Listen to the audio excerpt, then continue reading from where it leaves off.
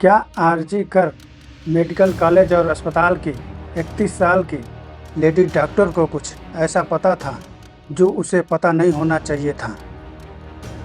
क्या उसे उन रहस्यों को जानने की कीमत चुकानी पड़ी? क्या उसे चुप कराने के लिए रेप और मर्डर की योजना बनाई गई थी?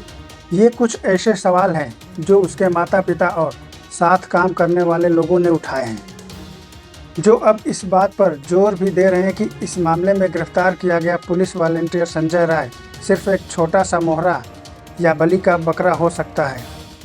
असली अपराधियों को अभी तक पकड़ा नहीं गया है। पुलिस ने अब मृत डॉक्टर की डायरी और उसके माता पिता से जो जानकारी जुटाई है, उसे पता चलता है कि पिछले कुछ हफ्तों से काफ़ी तनाव और काम के दबाव में थी। दूसरे साल की पीजीटी डॉक्टर होने के नाते वह पहले ही सरकारी मेडिकल कॉलेज और अस्पताल में 1 साल से ज़्यादा समय बिता चुकी थी।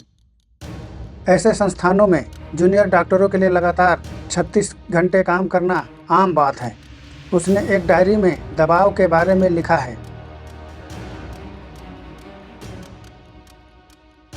रेप और हत्या का शिकार बनी महिला डॉक्टर के साथ काम करने वाले एक शख्स ने कहा कि हमें संदेह है कि यह बलात्कार और हत्या कोई साधारण मामला नहीं था, या वह अचानक किसी हमले का शिकार नहीं बनी थी।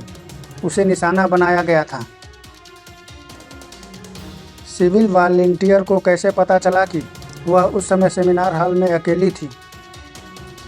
वह किसी बड़ी मछली द्वारा रची साजिश का हिस्सा हो सकता है। जबकि अस्पताल के अन्य लोगों ने दवा रैकेट की ओर इशारा किया। एक अन्य सहकर्मी ने कहा कि उसके विभाग में संभावित ड्रग्स की हेराफेरी करने वाले रैकेट की चर्चा है, जिसका वह पर्दाफाश करने की कोशिश कर रही थी। हमारे लिए इस मुद्दे पर संदेह करना एक कारण है, क्योंकि वह बहुत ईमानदार थी।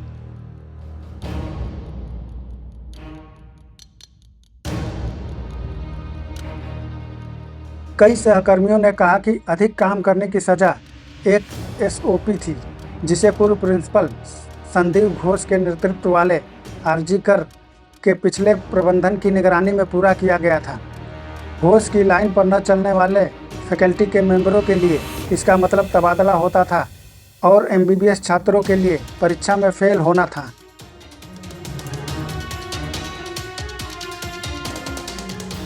मृत डॉक्टर के माता पिता ने पुलिस को बताया कि उसे कुछ ऐसा पता चला जो उसे पता नहीं था।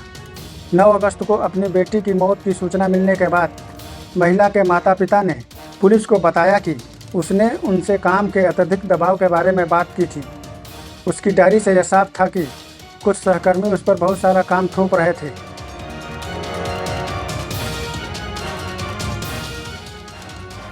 मामला सीबीआई को सौंपे जाने से पहले माता पिता ने कथित तौर पर पुलिस को बताया था कि उनकी बेटी ने विभाग में कुछ ऐसा सुना होगा जो उसे नहीं सुनना चाहिए, या कुछ ऐसा पता चल गया जो उसे नहीं जानना चाहिए।